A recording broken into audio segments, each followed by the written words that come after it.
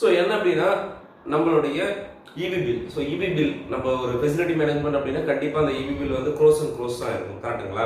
ஒரு பெரிய facility management அப்படின்னா கண்டிப்பாக அதோட இபி பில் வந்து கண்டிப்பாக க்ரோஸ் அண்ட் க்ரோஸ்க்கு மேலே தான் வந்து நம்ம வந்து பே பண்ணிட்டு இருக்கோம்.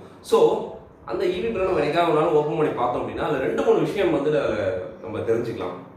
ஃபர்ஸ்ட் விஷயம் என்ன, உங்கள் இன்டர்வியூ கொஸ்டினில் உங்களை வந்து பார்த்தீங்கன்னா நீங்கள் ஹெச்டியில் என்ன விதமான டேரிஃபில் இருக்கீங்க அப்படின்னு கேட்டால் நம்மளுக்கு சொல்ல தெரியும்.